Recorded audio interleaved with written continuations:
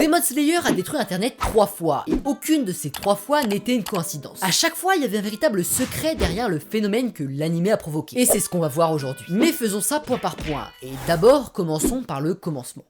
Quand l'anime Demon Slayer est annoncé pour la première fois en 2018, rien ne pointe particulièrement vers la route du succès. Le manga n'est pas plus que ça acclamé par les foules, le studio Ufotable qui s'en occupe n'est pas encore devenu l'une des références du milieu, et globalement, l'effort de communication autour de l'anime n'est pas du tout aussi important qu'il peut l'être aujourd'hui. La seule chose qui va vraiment dans son sens, c'est le fait qu'il s'agit d'un manga du Weekly Shonen Jump, le plus gros magazine de publication de manga au Japon. Mais même là, ça se présente pas particulièrement bien, avec des résultats de vente assez moyens. Grosso modo, à sa sortie, l'anime représente la dernière chance pour Demon Slayer de percer son plafond de verre. Et les moyens vont être investis pour que ça arrive, puisqu'on va réunir les Avengers de la Japanimation. J'abuse peut-être un petit peu. Déjà, comme dit juste avant, on confie la production au studio Ufotable, notamment connu pour la série des Fate Stay Night. Et même si ça peut paraître très impressionnant pour quelqu'un d'aujourd'hui, il faut bien se replacer dans le contexte. Car à ce moment-là, on est face à un studio Ufotable qui n'a pas encore acquis tout son prestige, ce qui fait que la plupart des gens ne savent pas trop à quoi s'attendre. D'autant plus que le réalisateur qui va s'occuper de la série, Sotozaki Haruo, n'a pas travaillé sur le gros hit qui était Fate UBW, mais uniquement sur Tales of Zestiria the Cross, qui est,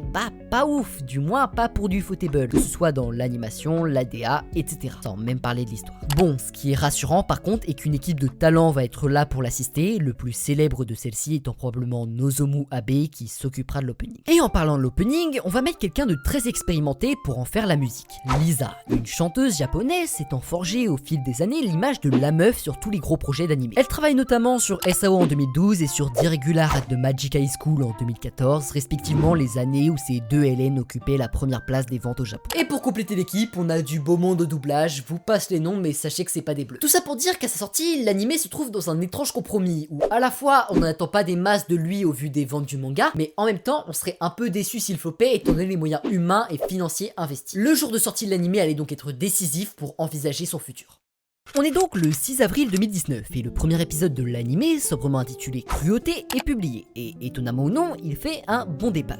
Enfin, ce que je veux dire par là est que son départ est tellement bon que si ça avait été un plat de soudoir, on aurait tous fini à poil. Parce que seulement quelques heures après la sortie de l'anime, tout le monde en est zinzin. C'est magnifique, l'opening est incroyable, l'histoire, ouais, à voir ce que ça donne plus tard. Et c'est pas que le cas des anime only, hein. Les fans de la première heure sont également choqués d'à quel point le manga est sublimé. Bref, c'est super, mais à ce moment-là, ça reste encore que le premier épisode. Et c'est arrivé si souvent qu'un début prometteur ne soit que le début de la fin que personne ne se fait un avis trop vite. Sauf que la super nouvelle est que, les épisodes qui vont suivre sont bien. Et pas qu'un peu, c'est toujours aussi magnifique, l'opening est toujours aussi incroyable, et l'histoire, bon, c'est pas déconnant, mais ça vaut ce que ça vaut, et ce que ça vaut est pas trop mal. Donc après ça, les choses s'enchaînent, un épisode après l'autre, les stats de l'anime ne faisant que s'améliorer avec le temps, le pari de miser gros sur ce manga bidon un peu mais prometteur est totalement réussi de la part de la Shueisha, et tout va bien dans le meilleur des mondes. L'histoire aurait pu s'arrêter là. Je veux dire, le job est fait, tu me produis 6 saisons de cette merde et on remballe les cartons. Mais Ufotable en a décidé autrement. Et c'est là qu'on doit s'arrêter quelques instants, car on arrive au premier point de rupture. Parce qu'à ce moment-là, on est le 10 août 2019, il est 23h30 au Japon, et personne ne sait ce qu'il est sur le point de se passer. Même le plus gros believer serait incapable de prédire le torrent qui est sur le point de se déferler. On est le 10 août 2019, il est 23h30, et le 19e épisode de Demon Slayer est publié.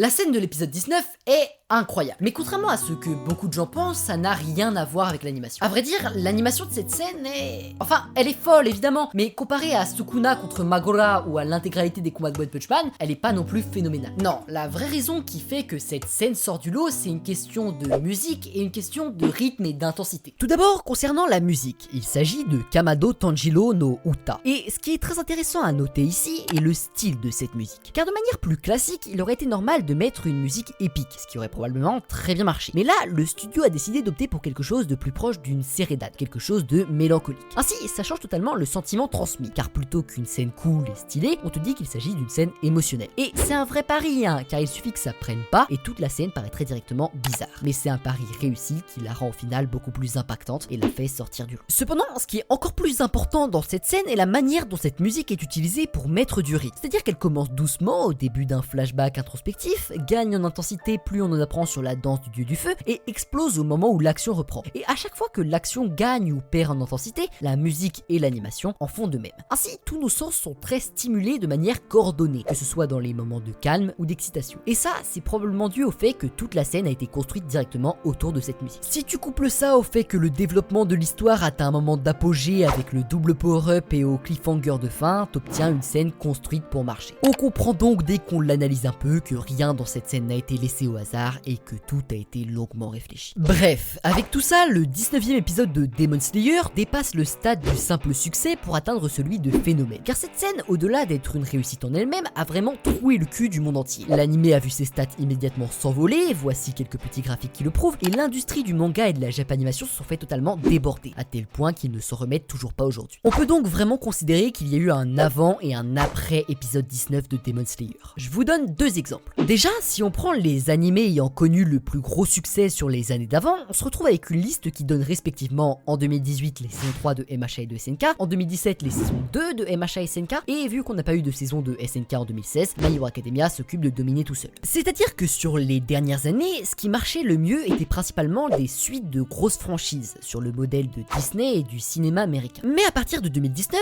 si tu enlèves l'hiver 2022 pour des raisons qu'on va voir dans quelques instants, les presque 5 années qui vont suivre comptent parmi leurs plus grands succès 11 nouveautés pour seulement 3 suites. Ensuite, cet animé a aussi amené une révolution dans les ventes de mangas, parce que One Piece, qui régnait en tant que manga le plus vendu de l'année tous les ans depuis 2008, s'est vu prendre son trône en 2019, quelque chose dont il ne s'est toujours pas remis aujourd'hui. En gros, ce moment peut plus ou moins être compris comme le passage d'une ancienne à une nouvelle garde. Bref, c'était la première fois que l'anime allait marquer une rupture, mais c'était sûrement pas la dernière. Directement à la fin de la diffusion du dernier épisode de la saison 1, la suite est annoncée. Elle se fera sous la forme d'un film. Autant dire que cette fois-ci, les attentes n'allaient pas du tout être les mêmes que pour la saison 1, car il n'était plus question d'essayer de faire marcher un petit manga du milieu de tableau, mais bien de répondre à une demande dont les standards étaient déjà très élevés. D'autant plus que l'anime ayant fait exploser les ventes du manga et attirer une nouvelle catégorie de spectateurs néophytes, un véritable poids pesait maintenant sur les épaules du studio, et ce film allait peut-être marquer l'avenir de la japanimation. Ainsi, une fois la date annoncée, une année allait être le temps avec lequel Ufotable allait pouvoir composer pour réaliser ce long métrage. Et puisqu'on ne change pas une équipe qui gagne, tous les noms qui avaient travaillé sur la saison 1 ont été rappelés pour bosser sur le film. Et il n'a pas fallu attendre longtemps après sa sortie pour comprendre que le résultat était encore une fois incontestable. Demon Slayer avait tout cassé. Car sans même parler des records d'entrée en salle au Japon, ce film devenant le plus gros succès jamais relevé au box-office japonais, il a marqué une nouvelle fois une révolution de l'industrie. Une révolution déjà dans son internationalisation, ce film offrant réellement le pas au cinéma d'animation japonais dans les salles du monde entier, et notamment en France. Mais aussi une révolution dans la place que le grand écran a dans l'industrie des animés, permettant sur son modèle le développement de suites en long métrage pour beaucoup des grosses franchises du moment, que ce soit Jujutsu Kaisen, Chainsaw Man, Kaguya-sama ou Haikyuu. Mais comment cette fois-ci a-t-il réussi son coup? Bon, on va pas se mentir que pour 80% c'est juste les conséquences de la hype de la saison 1, mais qu'en est-il des 20% restants? Eh bien, comme avant, tout repose sur une scène ayant marqué tout le monde. Il s'agit de, attention spoiler, la mort de Rengoku.